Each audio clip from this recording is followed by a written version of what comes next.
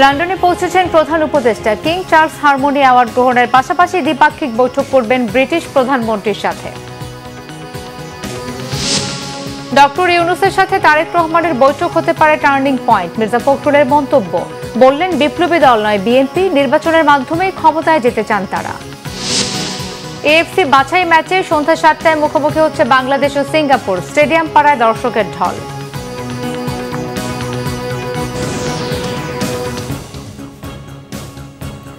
দেখছিলেন গ্রাউন্ড 7 সংবাদ শিরোনাম। 4 দিনের সরকারি সফরে যুক্তরাজ্যে পৌঁছেছেন অন্তর্বর্তী সরকারের প্রধান উপদেষ্টা ডক্টর মোহাম্মদ ইউনূস। মঙ্গলবার লন্ডনের স্থানীয় সময় সকাল 7:05 এমিরেটস এয়ারলাইন্সের একটি ফ্লাইটে লন্ডনের হিথ্রো বিমানবন্দরে অবতরণ করেন। হিথ্রো বিমানবন্দরে প্রধান উপদেষ্টা অধ্যাপক ডক্টর মোহাম্মদ ইউনূসকে স্বাগত জানান যুক্তরাজ্যে বাংলাদেশের হাই কমিশনার আবিদা ইসলাম। সফর সঙ্গী হিসেবে তার সঙ্গে আছেন বাংলাদেশ ব্যাংকের governor doctor Ahsan H Mansur ও দুর্নীতি দমন কমিশনের চেয়ারম্যান ডক্টর আব্দুল মোমেন। এর আগে সোমবার রাত 7:30টায় শাহজালাল আন্তর্জাতিক বিমানবন্দর থেকে এমিরেটসের ফ্লাইট যোগে যুক্তরাজ্যের উদ্দেশ্যে রওনা হন তিনি। সফরে ডক্টর মোহাম্মদ ইউনূসকে মর্যাদাপূর্ণ কিং চার্লস হারমোনি অ্যাওয়ার্ডে ভূষিত করা হবে। এছাড়াও দুদেশের সম্পর্ক নতুন করে পুনরুজ্জীবিত এবং অর্থনীতি, বাণিজ্য ও বিনিয়োগের ক্ষেত্রে আরও ঘনিষ্ঠ সহযোগিতা গড়ে উঠবে বলে প্রত্যাশা করা হচ্ছে। এছাড়াও লন্ডনে অবস্থানরত বিএনপির ভারপ্রাপ্ত চেয়ারম্যান তারেক রহমানের সাথে প্রধান উপদেষ্টার সাথে বৈঠক হওয়ার কথা রয়েছে। বিএনপি মহাসচিব মির্জা ফখরুল ইসলাম আলমগীর বলেছেন লন্ডনে বিএনপির ভারপ্রাপ্ত চেয়ারম্যান তারেক রহমান ও প্রধান উপদেষ্টা ডক্টর মোহাম্মদ ইউনূসের সাথে বৈঠকটি হতে পারে টার্নিং পয়েন্ট। ওই বৈঠকে যে কোনো সিদ্ধান্ত নেওয়ার এখতিয়ার তারেক রহমানকে দিয়েছে বিএনপির স্থায়ী কমিটির সদস্যরা। রিপোর্ট করছেন সিকান্দার রেমান। ঈদ পরবর্তী গণমাধ্যম কর্মীদের সাথে কথা বলেন বিএনপি মহাসচিব মির্জা ফখরুল ইসলাম আলমগীর। বিএনপি চেয়ারপারসন বেগম খালেদা জিয়ার গুলশান কার্যালয়ে এক অনানুষ্ঠানিক ব্রিফিংয়ে লন্ডনে প্রধান উপদেষ্টার সাথে তারেক রহমানের বৈঠক প্রসঙ্গে কথা বলেন বিএনপি মহাসচিব। এটা বাংলাদেশের যে রাজনৈতিক যে সংকটগুলো আছে এগুলোকে কাটিয়ে উঠতে একটা পজিটিভ ভূমিকা রাখতে পারে এই সাক্ষাৎকারটা। একই সঙ্গে আমি ব্যক্তিগতভাবে মনে করি যে সাম্প্রতিককালের রাজনৈতিক যে প্রেক্ষাপট, যে অবস্থান, এটা একটা বড় ইভেন্ট, এটা একটা টার্নিং পয়েন্ট হতে পারে আপনার কি। বিএনপি কোনো বিপ্লবী রাজনৈতিক দল নয় জানিয়ে মির্জা ফখরুল বলেন সবাই একমত হলেই জাতীয় সংসদ নির্বাচন হবে। যে BNP is always ready for election, কারণ এটা নির্বাচনের দল, এটা নির্বাচন করেই ক্ষমতায় যেতে চায়। এই যে আপনারা অনেকেই ভাই আমি তো বিপ্লবী দল নই, খুব পরিষ্কার কথা, আপনারা আমাকে কোট করতে পারেন, আমরা কোনো বিপ্লবী দল নই, আমরা নির্বাচন করেই জনগণের ভোটের মাধ্যমে আমরা ক্ষমতায় যেতে চাই।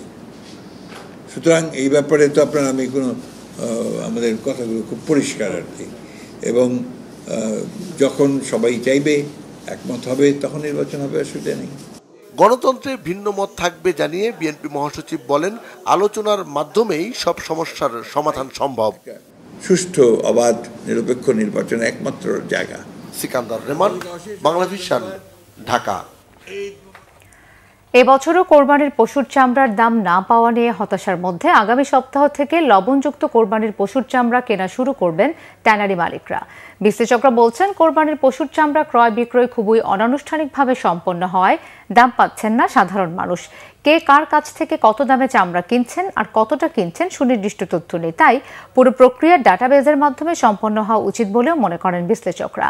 এবার ঢাকায় লবণযুক্ত গরুর কাঁচা চামড়ার দাম সর্বনিম্ন 1350 টাকা এবং ঢাকার বাইরে 1150 টাকা নির্ধারণ করে দেয় সরকার। কিন্তু ঈদুল আজহায় কাঁচা চামড়া বিক্রি হয়, সেখানে লবণযুক্ত চামড়া বিক্রির দর বেঁধে দেয়া যৌক্তিক নয় বলে মনে করেন বিশ্লেষকরা। এবার কোরবানির চামড়া সংরক্ষণের জন্য মাদ্রাসা, এতিমখানায় ও লিল্লাহ বোর্ডিং সহ বিভিন্ন প্রতিষ্ঠানে বিনামূল্যে 30,000 টন লবণ সরবরাহ করেছে সরকার। যে সাধারণ মানুষের প্রত্যাশা তখনই মিটবে যখন চামড়া খাতের এই কাঁচা চামড়ার এই সাপ্লাই চেইনটি একটি অর্গানাইজড সাপ্লাই চেনে রূপান্তরিত হবে এবং এই ধরনের ইনফর্মালি যে ধরনের এজেন্টরা বাজারে যুক্ত হন ধর্মীয় একটি উৎসবকে কেন্দ্র করে, সেখান থেকে বেরিয়ে এসে একটি ফর্মাল সাপ্লাই চেনে উত্তরণটি চামড়া খাতের জন্য খুবই গুরুত্বপূর্ণ। বাজারটি খুবই ইনফর্মাল এবং এখানে অ্যাকাউন্টেবিলিটি নেই, ট্রেস করা যায় না কে নিচ্ছেন, কে কোন খাতে বিনিয়োগ করছেন, সেই জিনিসগুলো এটা নিশ্চিত করা যায় না। এই জন্য ব্যাংকগুলো এই খাতে বিনিয়োগ করতে চান না। ফুটবল এশিয়ান কাপ বাছাই ফুটবলে সিঙ্গাপুরের বিপক্ষে আজ মাঠে নামছে বাংলাদেশ। ঢাকা জাতীয় স্টেডিয়ামে সন্ধ্যা 7টায় শুরু হবে ম্যাচটি উপভোগ করতে বেলা 12টা থেকে স্টেডিয়াম মুখ হতে শুরু করেন দর্শকরা। 2027 সালে সৌদি আরবে এশিয়ান কাপে খেলার লক্ষ্যে বাছাই পর্বের পরীক্ষা দিতে হচ্ছে 24টি দলকে। 6টি গ্রুপে লড়ছে দলগুলো। প্রতি গ্রুপের চ্যাম্পিয়ন দল পাবে চূড়ান্ত পর্বের টিকিট। গ্রুপ সিতে বাংলাদেশের প্রতিপক্ষ ভারত, সিঙ্গাপুর ও হংকং। শিলংয়ে ভারতের সাথে ড্র করে 1 পয়েন্ট পেয়েছে বাংলাদেশ। ঘরের মাঠে তাদের সামনে এবার সিঙ্গাপুরের চ্যালেঞ্জ। জামাল তপুদের সাথে হামজা, সুমিত, ফাহমিদুলদের নিয়ে শক্তিশালী দল কাবরেরার। 2015 সালে দুদেশের সর্বশেষ ম্যাচে সিঙ্গাপুরের কাছে হেরেছিল বাংলাদেশ। দলটির শক্তি ও সামর্থ্য পর্যবেক্ষণ করেছেন বাংলাদেশ কোচ অধিনায়ক। সিঙ্গাপুর দলে বড় তারকা ফরওয়ার্ড ইকসান ফান্দি। গ্রুপ সিতে 4 দলেরই পয়েন্ট সমান।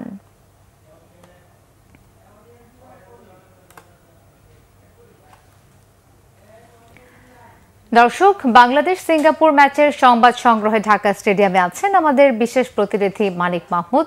সরাসরি চলে যাচ্ছি তার কাছে। মানিক, স্টেডিয়াম পাড়ার এখনকার অবস্থা কেমন দেখছেন, আর এই ম্যাচ নিয়ে সাধারণ দর্শকদের মধ্যে উচ্ছ্বাস কেমন দেখছেন? এবং দর্শকরা আমরা দেখতে পাচ্ছি বেশ সারিবদ্ধভাবে দর্শকরা প্রবেশ করছেন এবং এখানে তেমন কোনো হুড়োহুড়ি নেই এবং বেশ শৃঙ্খলার মধ্যে তারা প্রবেশ করছেন। আর একটা বড় বিষয় হচ্ছে যে এখানে আমরা যেটা দেখতে পাচ্ছি দর্শকদের মধ্যে যে উন্মাদন, আমি একটু আগে যে কথা বলছিলাম যে ঈদের ছুটিতে এই খেলাটা হওয়াতে তাদের মধ্যে আসলে একটা অন্যরকম শৃঙ্খলা এবং আনন্দ এই জন্য বিরাজ করতেছে যে আসলে অন্য সময় যেটা হয় যে রাস্তায় যানজটের কারণে বা বেশ একটা গ্যাদারিংয়ের কারণে তারা কি করতে পারে না, যে হয়তো বা ঠিক সময় মতো পৌঁছাতে পারেন না বা একটা জায়গায় এসে তাদের অনেক বিড়ম্বনার করতে হয়। এবার সেটা হয়নি বলে তারা সবার কাছে খুব কৃতজ্ঞতা প্রকাশ করেছে এবং বিশেষ করে যে আসলে এই সিস্টেম এবার যে খেলা দেখতে আসতেছে এবং তারা যে খেলা দেখছেন এবং এই দেখাটার পিছনে তাদের যে একটা আগ্রহ, যে দীর্ঘদিন পর আসলে যে ফুটবল যে প্রাণের খেলা এবং ফুটবলের যে দর্শকরা ফুটবল যে মাতিয়ে রাখেন সেই ফুটবলের প্রতি তাদের যে ভালোবাসা, এই ভালোবাসার জন্য তারা গ্যালারি মাতাতে এরই মধ্যে বাংলাদেশ দলের জার্সি, বাংলাদেশের পতাকা এবং আরও যতটুকু দিয়ে আসলে এই উৎসবটা পালন করা যায় এবং উল্লাস করা যায়, গ্যালারি মাতিয়ে রাখা যায়, সেই সব পিছনে তারা প্রস্তুত হয়ে এসছেন। এবং আমরা এর মধ্যে জেনেছি যে বাংলাদেশ ফুটবল ফেডারেশন থেকে জানিয়েছে যে দর্শকদের সাধারণ দর্শক গেলে যে 18,300 টিকিট সেগুলো বিক্রি হয়ে গেছে এবং আরও যে ভিআইপি টিকিট এবং অন্যান্য যেগুলো টিকিট আছে সেই টিকিটগুলো এর মধ্যে ডিস্ট্রিবিউট করা হয়ে গেছে। অর্থাৎ আজকের ম্যাচে পুরোপুরি স্টেডিয়াম প্যাক থাকবে এটা আশা করা যাচ্ছে। ঈদের ছুটি, এর মধ্যে অনেকে বাড়িতে চলে গিয়েছেন, অনেকে অথবা খেলা দেখতে পারবেন না, কিন্তু তারপরেও আসলে যারা পারবেন না বা যারা আসতে পারবেন না তাদের অংশটুকু খুব বেশি একটা হবে না এটা বলা যাচ্ছে। তবে যারা এসছেন তাদের সংখ্যাটা বিশাল, কারণ এই পর্যন্ত যত দর্শক এই 4 নম্বর গেট, ও পাশে 3 নম্বর গেট, তারপর আরও যে গেটগুলো আছে স্টেডিয়ামের প্রত্যেকটা গেট দিয়ে দর্শকদের একটা ঢল আসতেছে এবং তারা ভেতর প্রবেশ করার চেষ্টা করছেন এবং প্রচুর দর্শক। একটু আগে বৃষ্টি হয়েছে, বৃষ্টির মধ্যে আমরা দেখেছি দর্শক আসলে থেমে নেই, দর্শক যে স্রোত সেই স্রোত থেমে নেই, তারা বৃষ্টির মধ্যেও আসছেন এবং বৃষ্টির মধ্যেও গেটে প্রবেশ করেন, খেলা দেখবেন, বাংলাদেশ দলকে সাপোর্ট করবেন। আপনারা জানেন যে এর আগে বাংলাদেশ দল ভুটানের এগেনস্টে 2-0 গোলে জিতেছিল এবং সেটা ছিল প্রীতি ম্যাচ এবং সেই ম্যাচ আসলে খেলেছিলেন যে আমাদের বাংলাদেশের এখন বর্তমান যে আইকন প্লেয়ার অর্থাৎ হামজা চৌধুরী এবং তার সাথে আরও ফুটবলার যারা এসছেন, ইতালির ফাহমিদুল, কানাডার সমিত সোম, তাদের সাথে বাংলাদেশের আগে থেকে তো জামাল ভুঁইয়া, তারেক কাজী এবং শাহ কাজিম, তারা তো আছেনই প্রবাসী ফুটবলার এবং বাংলাদেশের যে ফুটবলার লোকাল ফুটবলার অর্থাৎ তপু বর্মন, ফাহিম, তারাও কিন্তু যথেষ্ট প্রতিভাবান, তারাও প্রতিভা স্বাক্ষর রাখছেন। আগের ম্যাচে গোল করেছেন সোহেল রানা।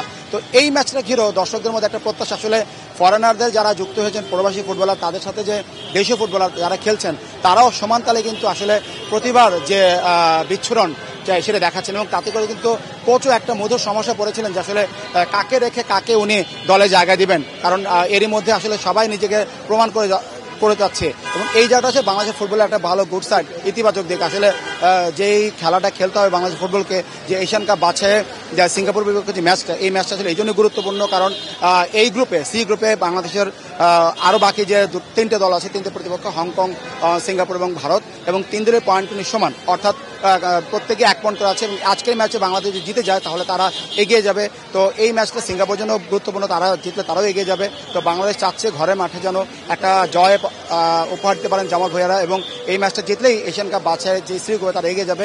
কারণ হচ্ছে এশিয়ান কাপ বাছাই যে 24টা দল খেলছে, এই বাছাই হবে 6টি গ্রুপে। এই 6টি গ্রুপের গ্রুপ চ্যাম্পিয়ন আগামী 2027 সালের যে সৌদি আরবে এশিয়ান কাপ হবে সেই এশিয়ান কাপে খেলার যোগ্যতা অর্জন করবে। সেই জন্য এই গ্রুপের প্রত্যেকটা ম্যাচ খুব ভাইটাল এবং প্রত্যেকটা ম্যাচে খুব ভাইটাল। আগের ম্যাচে ভারতের সাথে বাংলাদেশ গোলশূন্য ড্র করেছে এবং 1 পয়েন্ট অর্জন করেছে। আজকে সিঙ্গাপুর বিপক্ষে যদি ম্যাচটা জিততে পারে তাহলে বাংলাদেশের আরও পয়েন্ট যোগ হবে। তো এই যে জায়গাটা এইটা আসলে একটা হিসাবের বড় বিষয় এবং দীর্ঘদিন পর প্রাণের খেলা ফুটবলে যে মানুষের মধ্যে একটা জোয়ার উন্মাদনা এসছে, তারাও খেলাটা উপভোগ করবেন। তো ইকুয়েশন থাকবে, একটা চাপ থাকবে, দর্শকদের ভালো খেলা উপহার দেওয়া এবং দর্শকদের খেলা দেখা।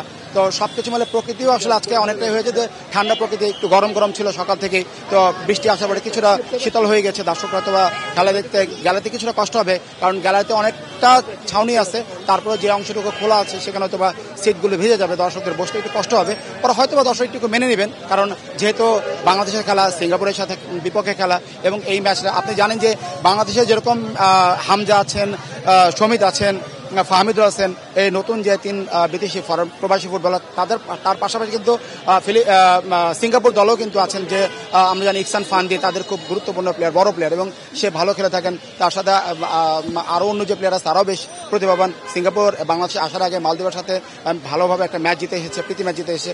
এই সব কিছু মিলে আসলে এই ম্যাচটা যে একটা প্রতিদ্বন্দ্বিপূর্ণ হবে এটা দর্শকরা বলছেন, আমরাও গত কয়েকদিনের আলোচনায় বুঝতে পেরেছি, প্লেয়াররাও বলেছেন।